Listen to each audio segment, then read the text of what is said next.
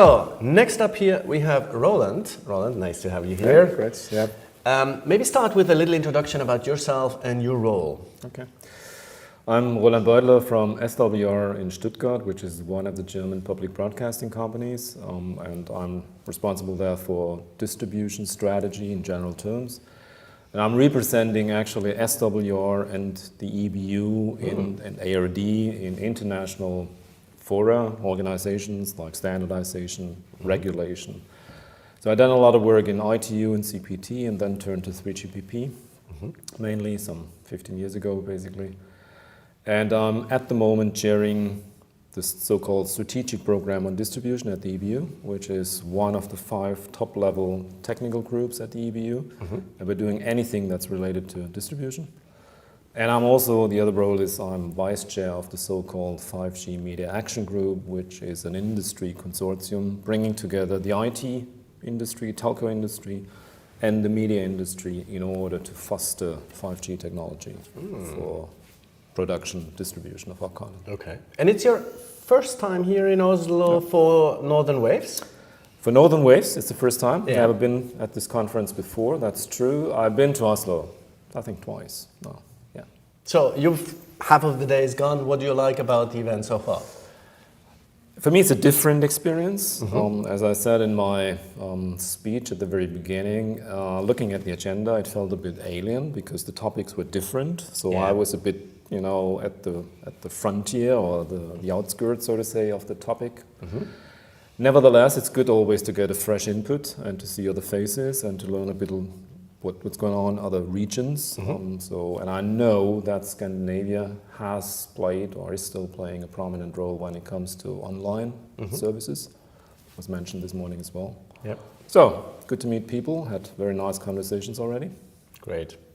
And what's the key takeaway of your talk? If you say there's one big takeaway, what would that be? I think, I was talking about 5G and the usage of 5G in production, contribution, distribution, consumption of our content and services. The key message I would like to convey is actually that if you try to use that, that's an area where you as a content provider, in our case public service media, can actually do something yourself. So it's tangible, you can deploy your own 5G broadcast network, you in control, you design it, you have a means to get onto smartphones and tablet with your content. If it comes to the production side, you can use 5G technology as a non-public network to do production yourself without the need of engaging with mobile operators. Okay, interesting. So, maybe good use for you if I were to give you $100 million for SWR. Not Sorry, for me. no bags and boats. What would you do with it? I mean, that's a lot of money, first of all. I think there's 3 areas that I would like to invest money.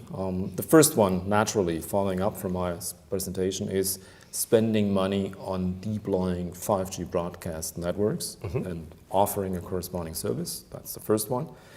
The second one is spending money in upgrading our production infrastructure, which we started to do already on the premises in Baden-Baden, to use 5G for more wireless production means, so becoming more agile, more flexible, and in the long run, hopefully, less expensive. Today it's not. Today it's still more expensive? Well, the point is, or the idea about 5G was, well, we're using devices that come from the shelf. So it's not, you know, dedicated technology that is built for a niche market. It's, so to say, market for everybody. Yeah.